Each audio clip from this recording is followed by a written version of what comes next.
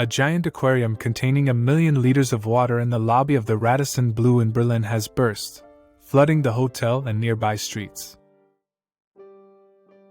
2 people were injured by glass. Police said there had been incredible damage. Videos showed an empty tank, water pouring into the lobby and debris strewn everywhere. Guests have been moved out of the hotel following the incident at 5:50.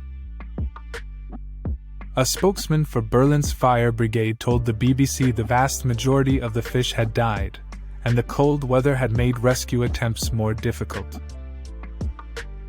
The tank had contained more than 100 different species.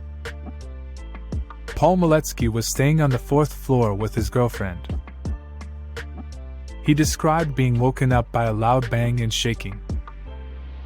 When he looked down into the lobby, he saw water flowing across it. They and other guests were later escorted out of the hotel by armed police. The mayor of Berlin, Franziska Giffey, went to the hotel to see the damage and described the tank burst as being like a tsunami. Sandra Wieser, a member of the German federal parliament who had been staying at the hotel, told local television the scene outside the hotel was a picture of devastation. She said fish which may have been saved had frozen to death. The aquarium was modernized 2 years ago, and there is a clear walled lift built inside for use by visitors. Some of the rooms in the hotel are advertised as having views of it. Berlin's fire brigade said more than 100 firefighters were sent to the scene, and it was not clear what caused the break. It said it used rescue dogs to check the area inside the hotel for anyone potentially injured, with nobody found. Police said massive amounts of water was flowing into nearby streets and people in the area should drive cautiously. A police source told local media there is no evidence the break was the result of a targeted attack. Berlin's public transport authorities said Karl-Liebknecht Street outside the hotel had been closed off due to an extreme amount of water on the road. Tram service in the area was also stopped. An earlier version said the aquarium was operated by Sea Life. Although the aquarium is in the same building complex as Berlin Sea Life, they are not responsible for the AquaDom.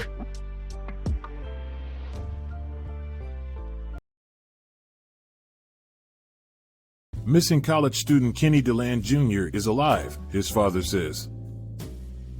Kenny DeLand Jr., the American student who went missing more than 2 weeks ago in Grenoble, France, is alive, his father Ken DeLand Sr. told CNN on Friday. DeLand Jr. is in Spain, French prosecutor Eric Vaillant told CNN, adding only that the young man had spoken Friday with his parents. DeLand Jr.'s father had been in the middle of a call with CNN when he suddenly hung up. "He is alive, that's all I can say," he told CNN. DeLand Sr. did not elaborate on what his son told him and did not explain where his son has been for the past 2 weeks. A senior at St. John Fisher University in Rochester, New York, DeLand had been studying at the University of Grenoble-Alpes, according to his family. His parents in recent days said they had not heard from him since November 27th. His fellow students reported him missing on November 29th, and an investigation was launched, Vaillant had said. But the young man's parents didn't believe that was the case, and his father as recently as Wednesday decried what he called a response from authorities that was not sufficiently urgent. Interpol on Thursday issued a yellow notice for DeLand Jr., saying he went missing on November 27th. Such notices are issued to help locate missing persons, often minors, or to help identify anyone who cannot identify themselves, according to Interpol. DeLand has been scheduled to return to the U.S. on Saturday, his father said before he was found, adding though the student liked to go hiking, he would always keep in touch. For him to not reach out, with no correspondence, This is very uncharacteristic of my son, DeLand Sr. told CNN's Anderson Cooper on Wednesday. This is what creates all the worry that any parent could ever feel.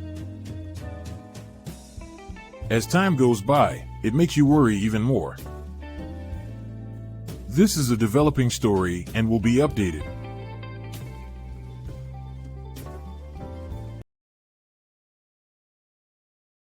New satellite that will survey most of Earth's water has launched. The first mission to survey nearly all of the water on Earth's surface has launched. The International Surface Water and Ocean Topography Mission, known as SWOT, lifted off aboard a SpaceX Falcon 9 rocket from Vandenberg Space Force Base in California at 6:46 a.m.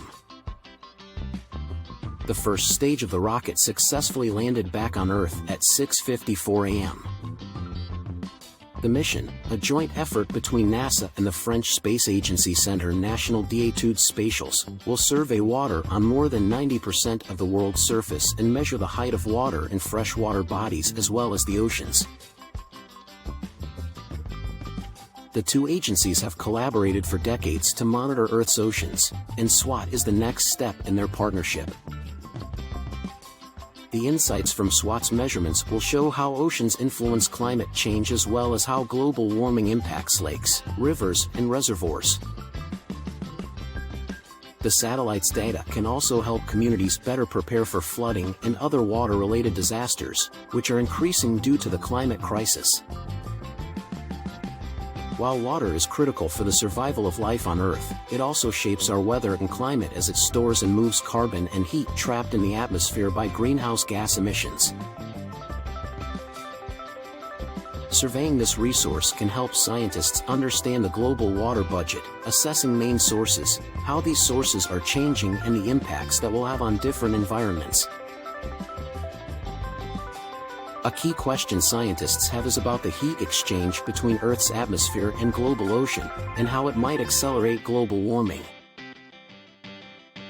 We're going to be able to see things we just could not see before, said Benjamin Hamlington, research scientist at the Sea Level and Ice Group in NASA's Jet Propulsion Laboratory. We're going to be able to track the movement of water around the Earth between ocean and land, be able to make some of these connections and really understand where water is at any given time. This is really critical because we know with climate change that the water cycle is accelerating. What this means is that some locations have too much water, others don't have enough.